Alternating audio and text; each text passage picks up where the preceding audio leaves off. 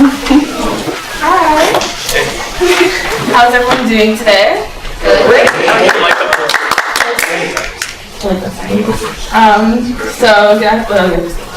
So I just want to proudly announce that we are the creators of U-Space. As you can see, it's up here. So here at U-Space, we're a team of 4 committed entrepreneurs who together accumulate experience in social work, community development work, volunteer experience, graphic design, and marketing. And together we recognize that there's a problem. There's a problem here and there's a problem all around Durham. Is that we lack connection and there is a clear disconnect in the communication and the way we receive resources. There are many great programs around Durham, just like Y2 and the DCDSB and Community Innovation Lab, which is just at Dwyer. There's all these great programs that so many residents within Durham just don't know about.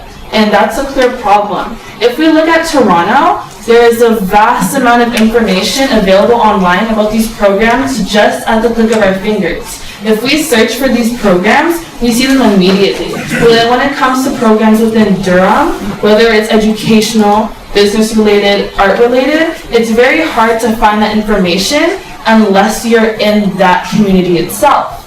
So that's a problem that we recognized. In a school, we asked a selected focus group of high school students what they thought the benefits of technology were. They stated things such as social media, more opportunities, innovation, creativity, entertainment, efficiency, and then the fact that you're easily informed. And the most important one was connectivity. Connectivity is more valuable than we give it credit. Connectivity is what brought all of us here today to present our pitches. And here at U-Spaces, we realize that the disconnect within the Durham youth and the involvement in their cities is the biggest problem, and that's why, as I said before, we want to solve. And because of this, teenagers within Durham are going out into the city of Toronto to fulfill their needs in business programs, after-school programs, and stuff like that, and aren't getting involved within their own communities. And as a growing region who hopes to expand into becoming the next metropolitan city within the area, our youth needs to be well informed about their own communities and have their and gain access to more than enough resources to help develop all of us into great leaders. So how many of you know of programs, the dozens of free programs available to you in just the Durham region area? You know? Do you want to say which program that you know of? I will say that until you finish. This is awesome. Thank you.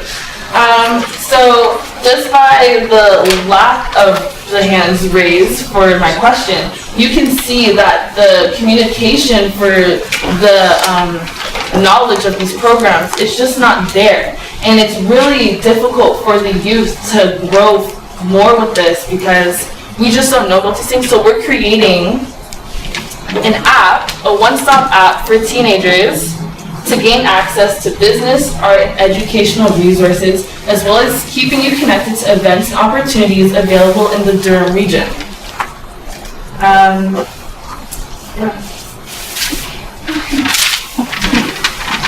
So overall, how do Canadians perceive technology? So 70%, and these are from Statistics Canada, that's where all the numbers came from. So 77% believes that it helps with communication, 66% believe it helps save time, 52% believe that it helps with informed decision making, and 36% believe it helps with creativity. So overall, this shows that one way or another, Canadians do see a benefit in technology, and we should start utilizing the internet and technology we have. So, U-Space is a new, free, innovative app that can be found on all platforms. This app helps youth know more about resources in Durham, such as networking events around the region, things we do with education that provides information on post-secondary, outlets to develop businesses, and places to create art.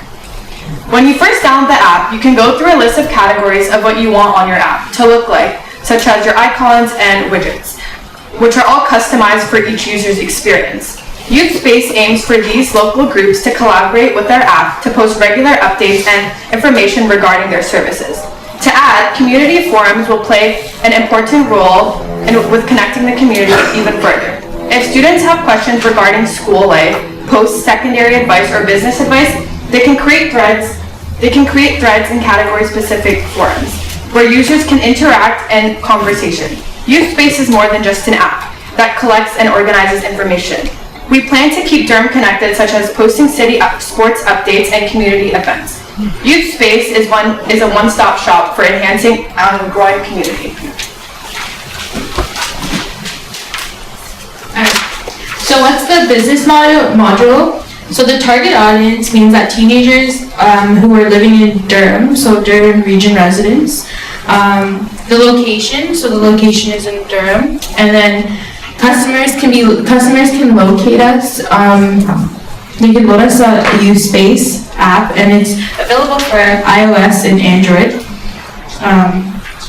The app, and then Youth Space will be offered, so it's free.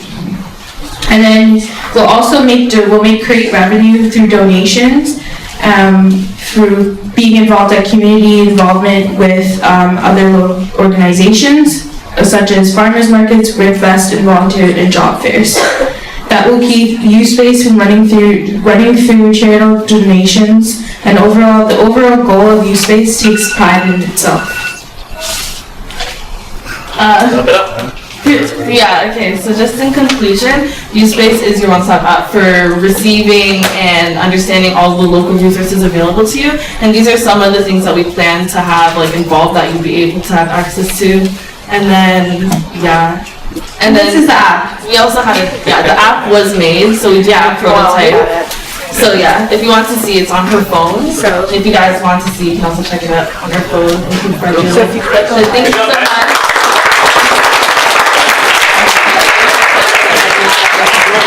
Don't go anywhere yet. Yeah. Oh, Q&A. No. 4 hours. Okay, so we're now going to invite the judges to pose questions. We're going to pass the mic down the line. So Jay. Okay, my first question is, what's a widget? No, I'm just kidding.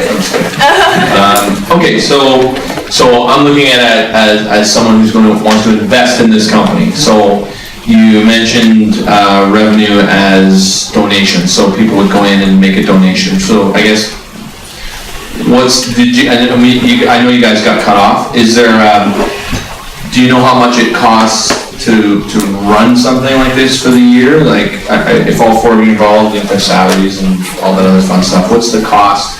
How much revenue do you need to bring in? Because you don't want to work for free either. It's, that's my question. Where's the money? In terms of cost, the real main cost is just maintaining the domain, as well as the support for any bugs in the app itself.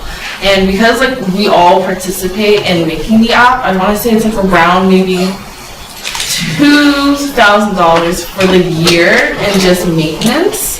And just keeping that's owning the domain and all that kind of stuff. That's what the cost is, and as well as we aim at being a non-profit app. So it's the programs that try to be on this app to have their things promoted. They would have to pay us a fee to be put on the app, and then that would go back into supporting it, as well as doing any updates needed. So if I were running the RibFest, I would pay you whatever, you would charge X number of dollars. So it's advertising, right? Yeah, advertising. So it's basically renting out a booth at RibFest and then getting donations by people coming and passing by. Okay, great, thank you. Great. Solid presentation, very interesting. One of my questions would be, is you have to have enough content to have it be a draw. So before you necessarily sign RibFest, you're going to be looking for community content and making sure it's current. So how are you going to outreach to the different organizations, and are there some that you're thinking that would be the key events and population that would populate your app for you? So instead of just making the app and waiting for people to say that they want to be a part of it, we're planning on getting at least key 3 programs or initiatives that are interested in the program and want to help build with us. So we'll take them and build the app with them as like key members of the committee, and that's how we'd kind of scale up, and then from there having those 3 programs, 3 or 4, whatever, then we'd get more people on. It could almost be like a paid pilot with those particular ones, and then they could go on a subscription model afterwards, so they have a sort of small retainer, and then a big feature for some of the main events. Yeah, and then also too, like after we branch off more, we were talking among ourselves to maybe create like a building that's like maybe in the middle of Durham to help, maybe like it's like for educational stuff, like maybe we could do like a financial literacy course that could help people like understand credit, like financial implications, or even education, like those stuff like reading and writing and sentence construction. So I'm going to just jump right on here. First of all, I love the idea. The main reason I actually got involved with Lucas is the fact that you're absolutely onto something. A lot of the young upcoming entrepreneurs are not aware. So I know Lucas is going to tell me to be quiet. First of all, I do organize the Rib Fest, and I'm sure I can help you there. The youth space, I love it. My only concern is the idea of the donations. There's a lot of not-for-profits, but we can work through that. My real question would be, it speaks to my heart, my real question would be, if you really want to make this happen, I think that it can be done here in Durham region. And I just wanted, it's not really a question, I just think you're onto something, and I think I would love to help you guys if you want it. Okay.